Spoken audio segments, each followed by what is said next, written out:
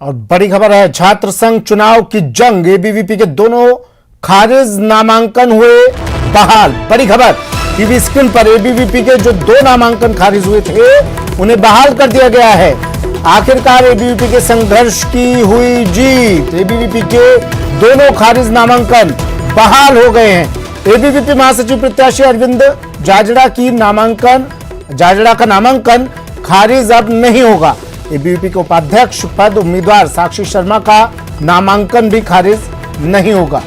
Legal राय के बाद चुनावी अधिकारियों ने घोषणा की। लवली वधवा मेरे सहयोगी फोन लाइन पर जुड़ गए हैं और ज्यादा जानकारी अब तक पहुंचाएंगे। पहले नामांकन खारिज किए गए, फिर ये सुर्खियों में आया पूरा मामला, मीडिया ने इसे प्रमुखता से इस मामले को उठाया और फिर अब खबर आती है नामांकन खारिज नहीं होंगे। लवली, क्यों ये कदम उठाया गया? लवली बिल्कुल, देखिए जानकारी बता दूं मैं आपको, एबीवीपी के दोनों नामांकन बहाल हो चुके हैं और नामांकन बहाल होने के साथ ही सबसे बड़ी खबर है कि एबीवीपी के 4 घंटे के संघर्ष की जीत हुई है। और आपको 1 बजे से 4 घंटे में गलत 1 बजे से धरना लगातार जो है यूनिवर्सिटी के अंदर जो है आरयू दफ्तर में चल रहा था और उसके बाद अब इसकी जो है इस पूरे मामले को लेकर की जीत जो है वो विद्यार्थी परिषद के जो कार्यकर्ता है वो यहाँ पर आपको नजर आ रहे हैं। और ये इनके पीछे, मेरे पीछे जो आवाज आ रही है वो बता रही है कि किस तरह की खुशी जो है वो अखिल भारतीय विद्यार्थी परिषद के कार्यकर्ताओं में है, किस तरह से विद्यार्थी परिषद के जो तमाम कार्यकर्ता हैं उनके उसमें किस तरह की खुशी है वो इस वक्त देखते ही बन रही है। और मेरे सहयोगी कैमरा पर्सन दिखाने की कोशिश करेंगे। एक बार हम लोग कोशिश कर रहे हैं कि आपको कैमरे की सीधी तस्वीरें दिखाएं। तो एक बड़ा जश्न का माहौल यहाँ पर बना है और औपचारिक रूप से इसके आदेश जो है वो कुछ ही देर में जारी होंगे। फिलहाल लीगल ओपिनियन आया है और लीगल ओपिनियन में यही कहा गया है कि दोनों छात्रों को जिनके नामांकन कैंसिल किए गए थे उन्हें बहाल किया जाए और बहाल करने के साथ ही उन्हें जो है चुनाव लड़ने की अनुमति दी जाए। तो ये बहुत महत्वपूर्ण ये फैसला है और इस फैसले से ये स्पष्ट हो गया है कि जो चुनाव कमेटी काम कर रही है डीएसडब्ल्यू दफ्तर के अंदर, उससे विश्वास अब उठता हुआ नजर आ रहा है छात्रों का। एक बड़ा जो कह सकते हैं कि ये लीगल ओपिनियन की जरूरत पड़ी क्यों, ये बड़ी बहुत महत्वपूर्ण बात है। और अगर लीगल ओपिनियन लेना ही था तो इस मामले को लेकर के पहले लीगल ओपिनियन क्यों नहीं लिया गया। तो बड़ा महत्वपूर्ण सवाल ये इस वक्त उठ रहा है और जो बात सामने आ रही है वो यही आ रही है कि अब एबीवीपी के दोनों जो आवेदन है वो बहाल हो चुके हैं। यहाँ पर जो है पुलिस कमिश्नरेट का स्पेशल जाब्ता, पुलिस कमिश्नरेट के ईस्ट थाने के सभी थानाधिकारी अपने के जाब्ते के साथ में मौजूद है।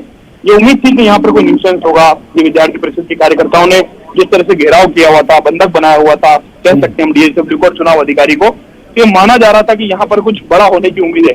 लेकिन हालात जो है वो बदले और उसके बाद में अब लीगल ओपिनियन जो है वो काफी देरी से यहाँ पहुंचा है और पहुंचने के साथ ही जो है इस पर फैसला बनता, इस फैसले पर सहमति बनती हुई जो है वो नजर आ रही है बात। और अभी सबसे महत्वपूर्ण जो बात यह है कि अब जो आदेश जारी होंगे वो क्या होंगे। फिलहाल एबीवीपी के कार्यकर्ता यहाँ पर नारेबाजी करने लगे हैं, पुलिस का जाब्ता और बढ़ा दिया गया है यहाँ पर और बड़ी तादाद में दिन भर हम लोग इस खबर पर बने रहे।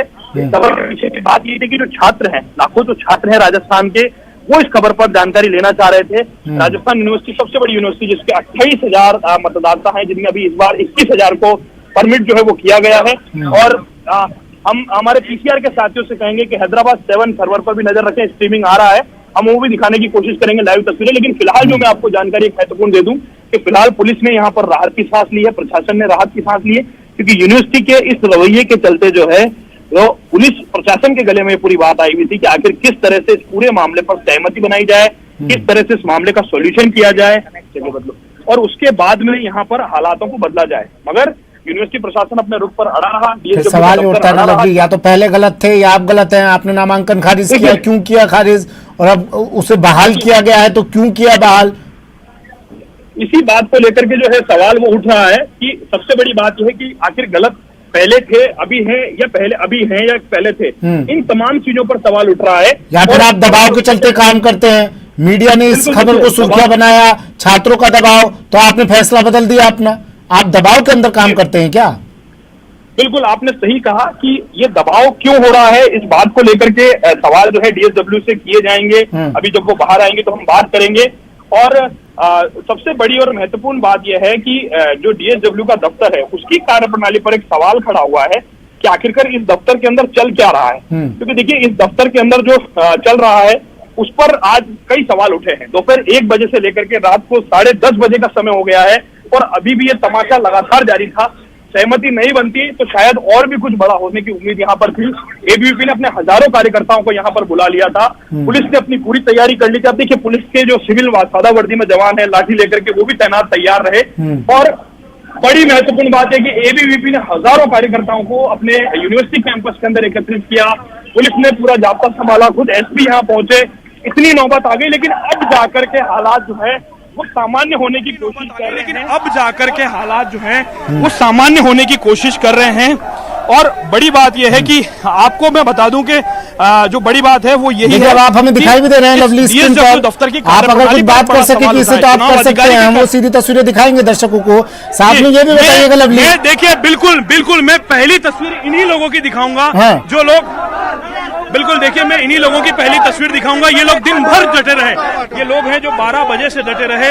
इनका जो है दिन भर का संघर्ष चलता रहा और अब यहाँ डेडलॉक टूटा है। सबसे महत्वपूर्ण भूमिका पुलिस ने निभाई। हम राजीव पचार जी से बात करेंगे। पचार साहब, यूनिवर्सिटी प्रशासन की एक देरी की वजह से 12 घंटे का वक्त हो गया। पुलिसकर्मी और क्या तमाम लोग, सभी लोग जुटे रहे। क्या सहमति बनाई? आपका बड़ा महत्वपूर्ण योगदान रहा आपकी टीम का। देखिए ये फैसला तो यूनिवर्सिटी प्रशासन को करना था, उन लोगों ने किया है। हमारा काम कानून व्यवस्था बनाए रखना था और उस कानून व्यवस्था को हम बनाए रखना। सर क्या सहमति बनी? जो छात्र एकदम खुश होकर के निकले बाहर, वो आपको डीएसडब्ल्यू के जो अधिकारी हैं वो लोग बताते हैं। तो आपने राहत की सांस ली शासन प्रशासन ने? सर अब राहत थी, पहले भी राहत थी। Thank you sir. तो पहले भी राहत थी, पुलिस का इकबालिया बयान होता। अब देखिए एक बार तस्वीर कि यहाँ लवली मंत्री होशियार मीणा एक्सक्लूसिव, बताइए क्या देखिए जिस तरीके से विद्यार्थी परिषद के कार्यकर्ता लगातार संघर्ष कर रहे थे, हमारे नॉमिनेशन सरकार के दबाव के कारण विश्वविद्यालय प्रशासन के लोगों ने रद्द कर दिए थे, लेकिन हम लोग सुबह से डटे हुए भूखे प्यासे हमारे कार्यकर्ता संघर्ष कर रहे हैं। आप पीछे देख सकते हैं कि कितना बड़ा संघर्ष रहा होगा। आज खुशी की दौड़, खुशी की लहर इनके अंदर दौड़ पड़ी है। ये दिवाली मना रहे हैं और ये हमारी जीत की बहुत बड़ी जीत की दौड़ है। ये वो योद्धा है अरविंद पहले फांसी का फंदा और अब गले में माला। फांसी का फंदा ना पहले था ना आज भी है। ये सभी आप लोगों भाइयों की मेहनत है।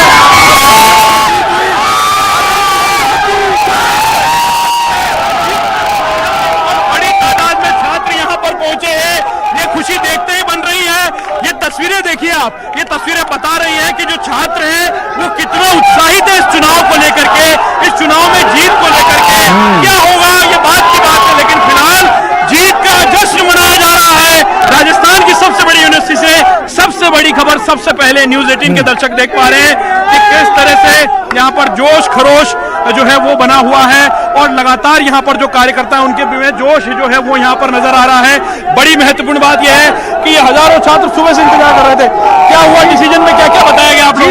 अभी हमको योग्य घोषित कर दिया गया। पहले विश्वविद्यालय प्रशासन ने कहा था कि आप अयोग्य चुनाव नहीं लड़ सकते हैं, लेकिन अभी हाईकोर्ट का फैसले को मानते हुए, डीपी के अंदर जो ऑर्डर है उसको मानते हुए अरविंद चावला को योग्य घोषित किया है और हम पूरा पैनल जीत जान लगा के जीतेंगे। तो एक प्रत्याशी और है जिन्हें बहाल किया गया। हमारे साथ में साक्षी है। साक्षी, जब दिन में खबर आई थी आवेदन खारिज हो गया, तब कैसा लगा और अब कैसा लग रहा है? उस टाइम बहुत मायूसी फील हुई, अब तो बहुत खुश हूँ। और मैं देख रहा था आप लोग सब लोग लगातार तब से बैठे हुए थे, अब जब ये खबर मिली तो कितनी खुशी हुई है? बहुत खुश हूँ और इसके लिए मैं अखिल भारतीय विद्यार्थी परिषद को बहुत बहुत धन्यवाद देना चाहूँ। अच्छा, क्या मसला क्या हुआ था, क्या बात बताई गई आपको, क्या बात थी जिस वजह से अटका रहा? एक्चुअली मेरा एफिडेविट एक्सचेंज हो गया था, उस वजह से। अब मिल गया। चलिए, तो देखिए साक्षी शर्मा ने अपनी बात कही। ये यहाँ का नजारा मैं आपको दिखा देता हूँ। ये डीएसडब्ल्यू का दफ्तर है। हम कोशिश करेंगे डीएसडब्ल्यू चुनाव अधिकारी से, जो जिम्मेदार लोग हैं उनसे भी बात करेंगे कि इस दफ्तर के अंदर जहाँ हजारों और सैकड़ों की तादाद में क्या पुलिस, क्या प्रशासन, तमाम लोग जुटे हैं। डीएसडब्ल्यू की भूमिका क्या रहेगी इस पूरे यहाँ पर बन रही है पूरे चुनाव में, क्योंकि अब तो कार्यशैली पर सवाल निशान उठेंगे। अर्जुन जी एक मिनट देखिए, बिल्कुल हम, हाँ बिल्कुल देखिए, बिल्कुल मैं एक मिनट देखिए, बिल्कुल मैं आपको सही कह रहा हूं। आपने सही सवाल किया, हम उनसे बात करने की कोशिश करेंगे। मैडम किस बात पर सहमति बन गई कि जो माहौल मायूसी का था वो एकदम खुशी में बदल गया? ऐसा क्या था जो 1 बजे से रात को 10 बजे परिवर्तित होना था? नहीं, मैं तो ज्योग्राफी स्टूडेंट हूँ, तो मुझे ज्योग्राफी के अलावा कुछ आता नहीं है। लेकिन मैडम आप एक जिम्मेदार पद पे बैठे हैं। हम लीगल ओपिनियन लेना बहुत जरूरी था और हमने लीगल ओपिनियन लिया। पहले भी लिया जा सकता था? नहीं लिया जा सकता था, पर पहले समझाइश की जा रही थी कि भाई किस तरीके से स्क्रूटनी की बात को मानना चाहिए, वो मान्य है। लेकिन नामांकन तो खारिज कर दिए गए थे मैम। नहीं, वो जिस जिस पॉइंट पे किए थे उस पॉइंट्स पे हमने लीगल ओपिनियन ली और वो लीगल ओपिनियन आई तो अभी क्या सहमति बनी है? सशर्त अनुमति मिली कोई है सशर्त या- अनुमति मिली? क्या लिखा गया आपने ऑर्डर में? क्या नहीं, लिखा है? उसमें अगर छात्रों का एग्जैक्टली दबाव ना होता, मीडिया का दबाव ना होता तो क्या लीगल ओपिनियन देते लोग? इतना है कि both the candidates can be allowed. क्यों मैडम, ऐसी बात तो नहीं है कहीं कि छात्रों का प्रेशर था, ये जो प्रेशर बना उसके बाद ऐसा हुआ? नहीं, ऐसा कुछ नहीं था। हम लोग ने सारी चीजों पे ठीक। राय ली, ग्रीवेंस ठीक।